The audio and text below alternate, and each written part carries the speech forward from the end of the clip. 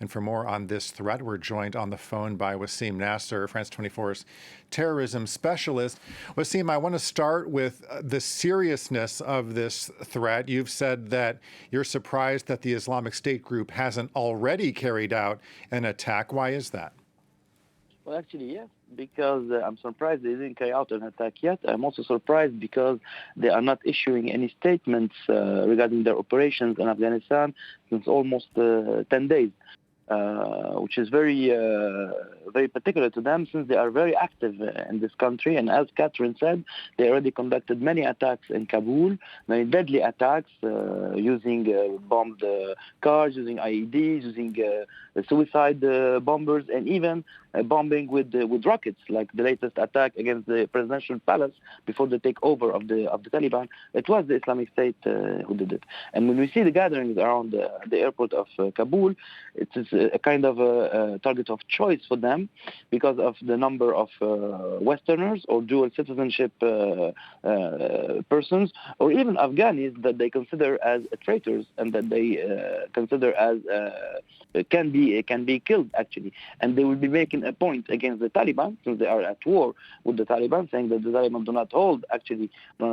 are not able to take care of the security in Kabul, but also to say that the war continues, and also to attract those who are disappointed by the Taliban into the ranks of the Islamic State, because we should know that the Islamic State established itself in Afghanistan, counting on those who were disappointed by the Taliban.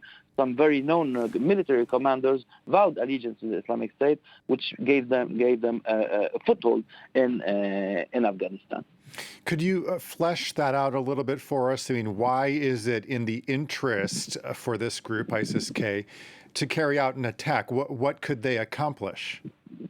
The first thing they can accomplish is making high scores of victims that they consider as traitors, if you talk about the Afghans, and even maybe Western citizens. But also, if we speak about bombing the airport, is totally in their capacity with Katyusha or handmade rockets, they can score against the Western officials and Western special forces. And this they can be used in their propaganda, but also to say that they keep on fighting while the Taliban is negotiating, because they consider that negotiating the handover, as they say, of Kabul to the Taliban is treason itself, since the Taliban are securing American and Western citizens to leave Kabul. So they would be making a point on one hand. On the other hand, it's in the continuity of their war with the Taliban, especially that they lost their territorial stronghold in Afghanistan because of the Taliban. We talk about Nangarhar province and Kunar, for example, that they lost after Taliban campaigns a few months back. And today, for example, and we'll finish with this, the head of the special forces of the Taliban, who defeated the Islamic State in Kunar and Nangarhar, was sent against the son of Commander Masood into Panjshir. So we will see if the Taliban will be able to counter the Islamic State militarily alone without U.S. firepower and Afghan governmental forces, of course. Okay, that's Wassim Nasr, France 24's terrorism specialist. Thanks a lot, Wassim.